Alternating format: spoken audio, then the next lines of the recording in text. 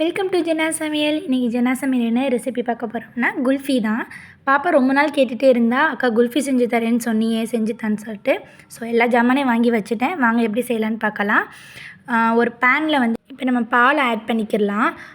பாலில் வந்து கொஞ்சம் கூட நம்ம என்ன செய்யக்கூடாதுன்னா தண்ணி சேர்க்கவே கூடாது. தண்ணி சேர்த்தோம்னா நம்ம குல்ஃபி மூல்லேருந்து எடுக்க போகும்போது அது கரெக்டாக இது வராது. ஸோ நான் கொஞ்சம் கூட தண்ணி ஆட் பண்ணல. ஆரோக்கிய பேக்கில் உள்ள பால் அம்பட்டையும் அப்படியே ஊற்றிக்கிட்டேன். நான் வச்சுருக்கிற குல்ஃபி மோல்டில் வந்துட்டு எனக்கு 7 மலாய் குல்ஃபின்னு ரெசிபி இருக்குது. அது சூப்பராக இருக்கும் இந்த குல்ஃபியை விட. ஸோ நான் அந்த ரெசிபியை உங்களுக்கு நான் கவர் பண்ணுறேன். இப்போ நான் ஃபுல் மில்க்கையும் ஊற்றிட்டு கொஞ்சோன்னு எடுத்து வச்சுட்டேன். ஏன்னா நான் தனியாக ஒரு பேஸ்ட் மாதிரி அரைக்க போகிறேன். மிக்ஸி ஜாரில் நம்ம எடுத்து வச்ச பாலை கொஞ்சோன்னு ஊற்றிக்கோங்க. நான் பாதாம் பருப்பு 2ஆக பிரித்து வச்சுருக்கேன். கொஞ்சம் துருவி போட கொஞ்சம் பேஸ்ட் மாதிரி அரைச்சி வச்சுக்கிட்டோம்னா நம்மளுக்கு பாலில் ஊற்றும் போது நல்லா கெட்டியாக கிடைக்கும். கொஞ்சோன்னு மட்டும் பால் பவுடர் ஆட் பண்ணிக்கோங்க, ரொம்ப வேணாம். ஸோ இப்போ நான் பாதாம் பருப்பு பாலை கொஞ்சோன்னு ஊற்றிருக்கேன், கொஞ்சோன்னு பால் பவுட்ரும் போட்டிருக்கேன்.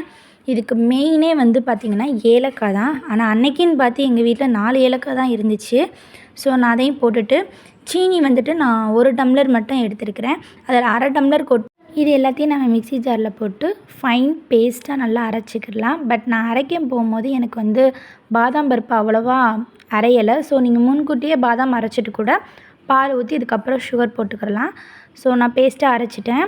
இப்போ என்ன செஞ்சேன்னா பால் வந்து நல்லா சுண்ட காயணும். இது வந்து நம்ம நார்மலாக டீ போடுற பேன்லலாம் வச்சோம்னா அவ்வளோவா சுண்டி பொங்காது. ஸோ நம்ம வந்து எப்போதும் ஆனங்காய்ச்சிறது தான். ஆனால் அதில் வந்து எந்த குழம்பு கரையும் ஒட்டாமல் நல்லா க்ளீனாக வாஷ் பண்ணிவிட்டு நம்ம இதிலே காய்ச்சும் போது தான் சுண்டி நம்மளுக்கு கிடைக்கும்.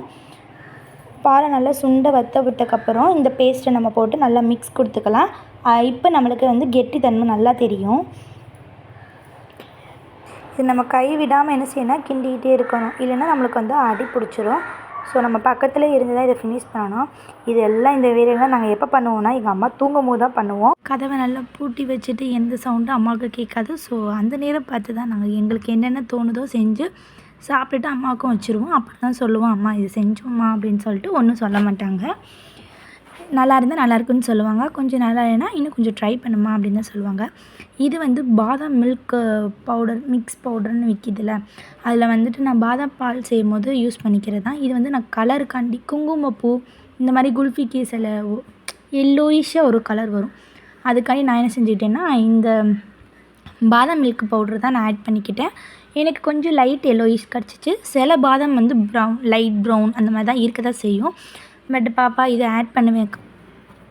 எனக்கு ஓரளவு கெட்டியாக வரவும் நல்லா மேலே ஆற்றி பார்த்தேன். நல்லா கெட்டியாக தான் இருந்துச்சு. ஸோ இன்னும் நல்லா 2 தடவை பொங்க விட்டுட்டு நான் என்ன செஞ்சிட்டேன்னா ஆஃப் பண்ணி வச்சுட்டேன். ஆஃப் பண்ணிவிட்டு மோல்டு நம்ம வாங்கிட்டு வந்திருந்தோம். அது அம்மா வீடியோவில் போட்டிருப்பாங்க.